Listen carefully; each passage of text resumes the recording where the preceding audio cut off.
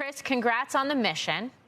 And certainly from an industry standpoint, the fact that you were able to assess that recent failure about a month ago, make changes, and then complete this orbital launch this week.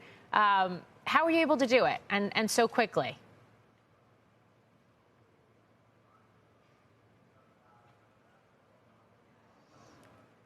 I'm not getting All right, Chris's how about that? sound. There we go. There we are.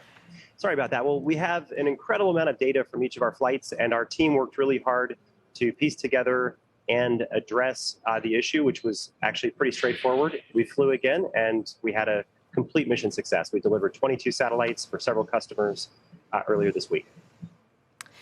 In terms of the actual mission itself, it took about an hour for you to confirm that those satellites had been deployed successfully. In the meantime, the stock whipsawed around an actually very heavy volume for Astra Space. Why did it take so long? Well, as we launch, the satellites are talking to ground stations, and we flew right beyond the ground station at the launch site. We had to wait for the satellites to reach the next ground station off of Hawaii and report back. And as we started to see the satellites call home and report back, we wanted to be very conservative and only provide that update once we had heard that all the satellites were safe and delivered successfully to orbit.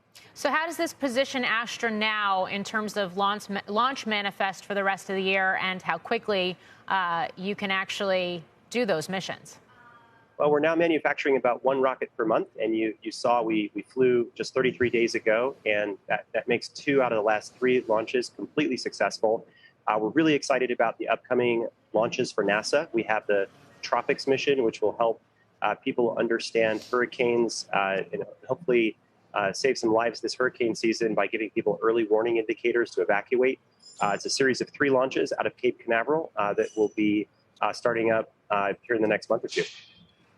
You were supposed to report earnings after the bell yesterday. Those have been pushed back by, I believe, 2 weeks. Why? Well, we had a change in our filing status that we discovered that requires we update our 10K. So we're going to be getting that out and doing an earnings report on March 31st. All right. I do also want to get your take on, we just heard those comments from NASA Administrator Nelson. But in general, certainly there have been impacts from this Ukraine conflict where relationships between the U.S. and Russia are concerned around spaceflight.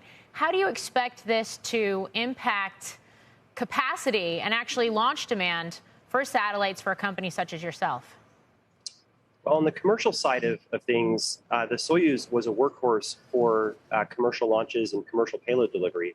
And what we now understand is that capacity is no longer available to a lot of our customers. And so we're seeing a big increase in demand for launches from folks that were planning on putting satellites in orbit on the Soyuz platform. So there was already a supply-constrained market here. We have over 50 launches that we have under contract. So we're working very hard to make more rockets and make more launches happen as soon as possible. Now there's even more demand. So from our perspective, one of the most important things we can do is really focus our team on scaling as quickly as possible so that we can help our customers get to space.